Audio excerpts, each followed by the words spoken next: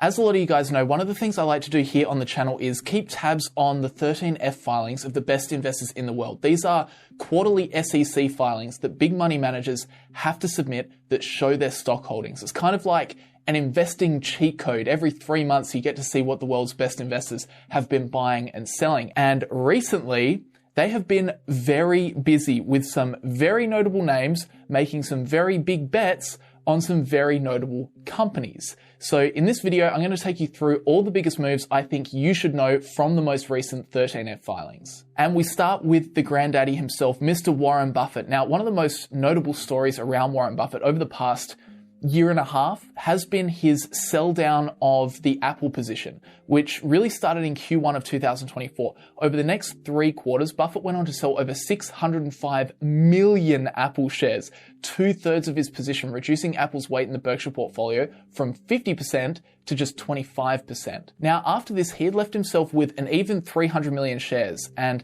the next few quarters showed no further reduction. So we all thought that Buffett was done, right? Well, turns out that might not be the case, as in his most recent 13F filing, it shows that Berkshire has sold another 20 million shares, or another 6.67% of their Apple holding. Why?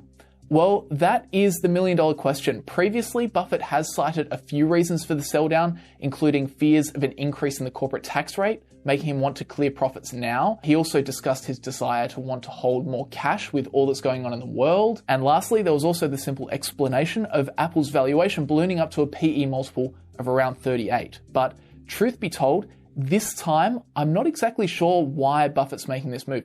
I would say, it's probably just the valuation, and it could very well be. However, interestingly, Apple's stock has actually fallen versus where it was when Buffett was previously selling. Now, this is just my own speculation, but it could potentially be around the headwinds Apple potentially faces surrounding tariffs, as in Apple's Q2 earnings call, the last info Buffett would have gotten before making this reduction, Tim Cook did actually note that the tariff situation is going to cost Apple about $900 million per quarter. I can't say for sure, but maybe Buffett just saw this situation getting messier at the time and decided to cut a little bit.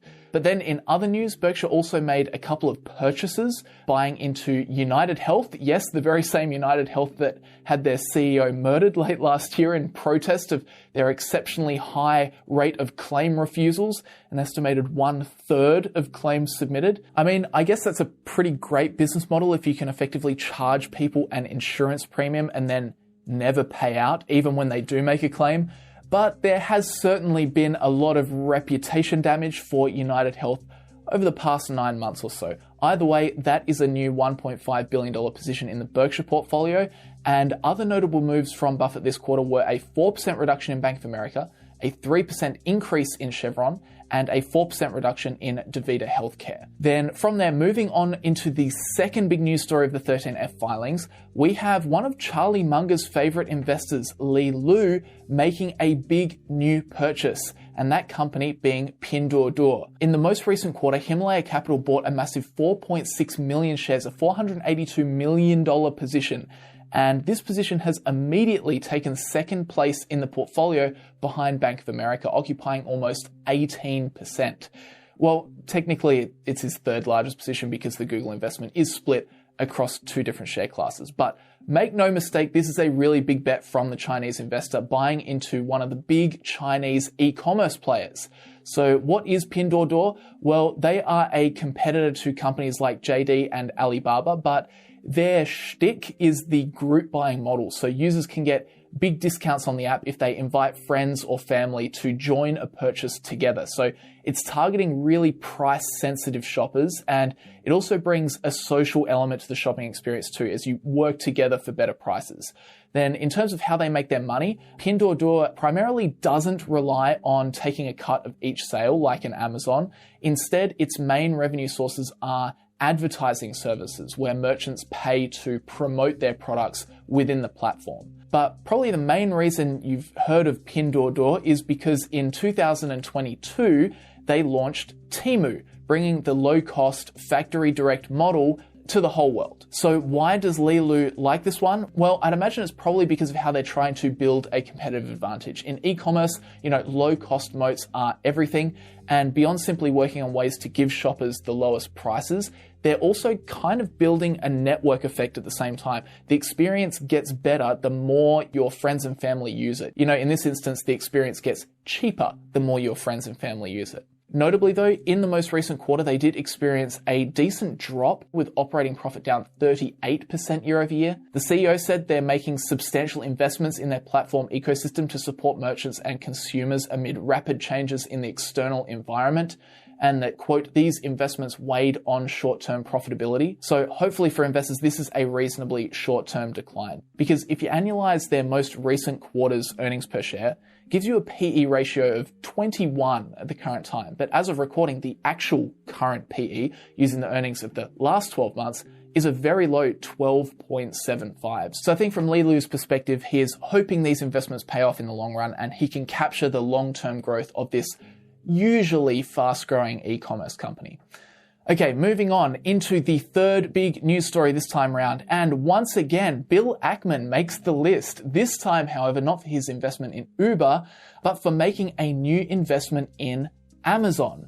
Pershing Square bought about $1.3 billion worth of Amazon stock, which now represents their fourth largest position behind Uber, Brookfield, and Restaurant Brands International. And the position holds a very healthy 9.31% of the portfolio. And with that said, the fourth big news story, the last one I'll cover in this video from the 13F filings this time around, is Seth Klarman doubling down on Google. The Baupost portfolio added nearly 27% to their Google stake, taking it now up to 11.36% of their portfolio, the largest position in the portfolio, worth $467 million. And I find this really interesting because at the same time, you've also seen investors like Li Lu selling Google recently. And as time goes on, there's starting to become two stories with this company. On one hand, you have an exceptionally profitable company that has a massive monopoly in internet search and basically prints money from that search volume. And in the most recent quarter, we saw that business continue to thrive, with search revenue growing almost 12% year over year, with the Google Services business, which includes YouTube ads, Google network advertising, subscriptions, platforms, and devices,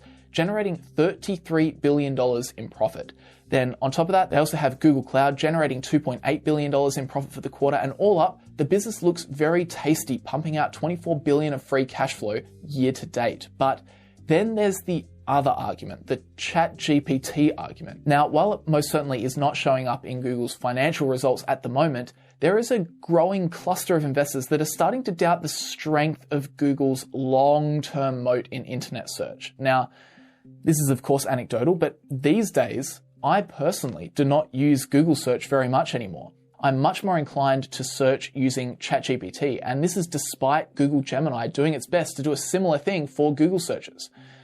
Why? Well, personally, I like that ChatGPT gives me an answer that gets me 90% of the way there without having to click on any links. I honestly prefer the model of having to pay a monthly fee for ChatGPT than having it be free but packed full of sponsored links.